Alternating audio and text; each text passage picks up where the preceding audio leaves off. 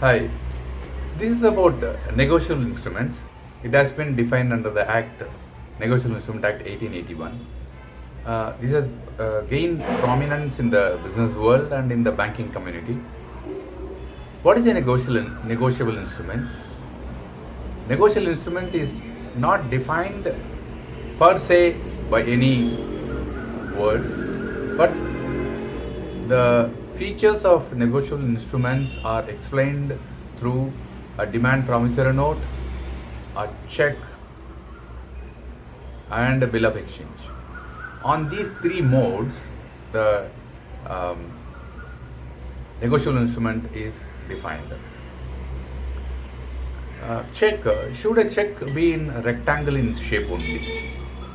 Can it be a circular form, a round, or any other form? There is no specific, when we go to the history of formation of a check, there is no specific dimension that has been defined. But by practice, we have this rectangular form of a check that's being used. Okay, here comes a question. Can a bank branch, give payment without a check? Now there are various modes. ATMs are there, cards are there to make the payment. Now, to get a physical cash in the premises, bank premises, do we need to produce only the check? Earlier, when the banking started, they used to have a paper request wherein it has been addressed to the branch manager, duly giving the details of the purpose of the withdrawal of the money, and then handed it over to the bank teller, cashier, and the cashier makes the payment. So it need not be an instrument, a check, but even the written form also that can be paid. But only difference is many times very important features like date was missed, and if the customer after issuing the check wanted to stop the payment of that, giving this return letter, and wanted to make the payment stopped, he found it very difficult without any reference on that, and hence the check is formed. The check is having all data, like first if you see pay, and then the name of the person to whom the cash is to be paid will be there, and on the right side it will have either bearer or order, and then you have amount in words and in figures. Many times when the words and figure differs, bank can take a call taking the figure, the words written in mind and then honor it. But for being on the safer side, if they differ it, bank return it to the account holder or the bearer, stating that the words and figure is differing. And on the right hand top of it, you can see on the check the date column. So the validity of the check now is for 3 months time. Earlier it used to be 6 months. Again, it is based on the practice and law of banking. Now it is defined that the check validity is for 3 months time. On the left hand side of the check, there will be bank branch and the address where the account holder having account will be there. And on the right hand side down below, the customer's signature column will be reflecting. And below that you have check number, bank MICR code, and then the digits will be there, which is for MICR purposes. White strip will be there for the usage of it, where the amount gets printed during the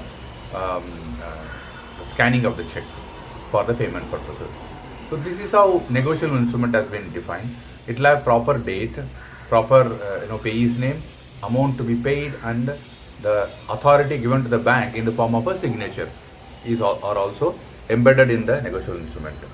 So as I told you, it is defined as per the three instruments which I have spoken a little earlier. A negotiable instrument is transferable document either by application of the law or by custom of the trade concerned. So let us briefly touch upon what is transfer and what is negotiation. What is the main difference? We'll take an example. X purchases an article or a commodity, say a book, from Y against payment of its full value. He paid fully and then bought a book. But Y had stolen the book from the house of Z. If the thief, that is Y, is caught for this theft, or if the stolen article is found in the possession of X, the latter shall have to return the same to the true owner. So in fact Y had no title thereto, and hence X will also stand on the same footing. Now I think the example is very clear. Y has stolen a book and sold it to X. The Y took the book from the house of Z. Now both Y and X will not have title of the book. Title meaning true ownership of this stolen book. Whereas in the form of a check, how it works. A negotiable instrument is exception to this. Suppose in the above illustration, X takes a check. He will have good title thereto and will not be responsible to the true owner Z. Z will have the right against Y, the thief of the instrument. Supposing Y has stolen this, he will have the right against Y only. This privilege of the holder of a negotiable instrument in due course constitutes the main difference between transferable of instrument and negotiable instrument. The holder of a negotiable instrument, who is legally called holder in due course, possesses the right to sue upon the instrument in his own name.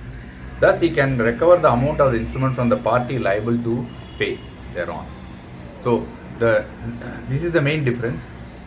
Even if it is stolen, if the check has been given in due course meaning for a specific purpose for which the check has been given, the actual bearer of the instrument gets the title even though it is stolen by the person who is in the middle. So this is the main difference between transfer and negotiation. Hope the detail is very clear. In case you have any doubt on this, please put it in the description. I will respond to it whenever I happen to see the queries raised on this. Please circulate this to all young bankers and commerce graduates and finance students, which will be beneficial for them. And all the videos all through are covered in banking parlance. Thank you very much for patiently watching. Bye bye.